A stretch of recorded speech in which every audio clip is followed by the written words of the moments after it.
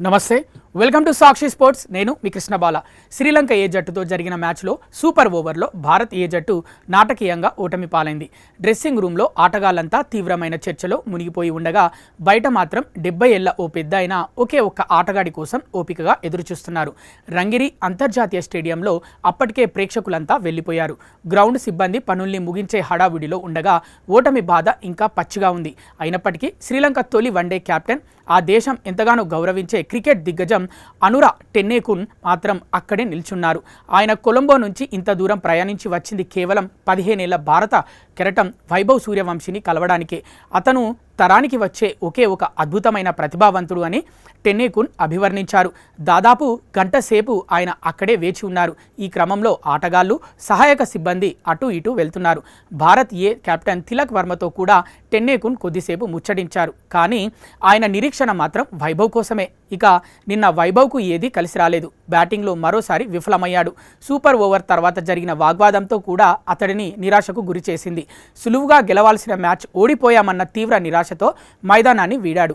చివరికి dressing room నుంచి బయటకు వచ్చిన వైభవ్ పూర్తిగా నిరసించిపోయి కనిపించాడు. అయితే ఎదురుగా ఉన్న టెన్నెకున్ను చూడగానే అతని ముఖంలో మార్పు వచ్చింది. నేరుగా పెద్దాయన దగ్గరికి వెళ్ళి కిందకు వంగి పాదాలకు నమస్కరించాడు. వెంటనే టెన్నెకున్ వైభవ్ను ఆప్యాయంగా పైకి లేపి ఆలింగనం చేసుకున్నారు. వాళ్ళిద్దరి మధ్య సంభాషణ కొద్దిసేపే సాగింది. కానీ ఆ మాటలు వైభవ్కు ఎంతో ధైర్యాన్నిచ్చాయి. బయటి ప్రపంచం గురించి పట్టించుకోకుండా నీ ఆటపై దృష్టి పెట్టు. ఈరోజు నువ్వు ఆడలేకపోయావు, కానీ అది ఆటలో భాగమే. ప్రతిరోజు మనం రాణించలేం కదా అని టెన్నెకున్ హితవు పలికారు. ఆయన మాటలను వైభవ్ మౌనంగా వింటూ తల ఊపాడు. గత కొంతకాలంగా తన ఆట తీరుతో ఎంత పేరు ప్రఖ్యాతులు సంపాదించాడో అంతకు మించిన విమర్శలను ఎదుర్కొంటున్న వైభవ్కు ఆ మాటలు తారక మంత్రంలా పనిచేశాయి. ఐపీఎల్లో అతని బ్యాటింగ్ చూసి నేను చాలా ఇంప్రెస్ అయ్యాను. అతను కొట్టే సిక్సర్లు, ఫోర్లు అద్భుతం. ఇదే ఫామ్ కొనసాగించాలని కోరుకుంటున్నాను అని టెన్నెకున్ తెలిపారు. ఒక అంతర్జాతీయ దిగ్గజం 70 ఏళ్ల వయసులో ఓటమి బాధలో ఉన్న ఒక టీనేజ్ ఆటగాడికి ధైర్యం చెప్పడానికి గంట సేపు వేచి చూడటం నిజంగా గొప్ప విషయం.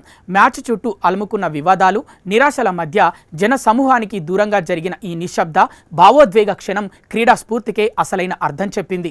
సాక్షి టీవీ ప్రసారాలను నిలిపివేయటం చట్టరీత్యా నేరం. సాక్షి టీవీ ప్రసారాల కోసం మీ స్థానిక కేబుల్ ఆపరేటర్ను వెంటనే సంప్రదించండి. DTHలో, ఇంటర్నెట్లో కూడా సాక్షి టీవీ ప్రసారాలను వీక్షించవచ్చు.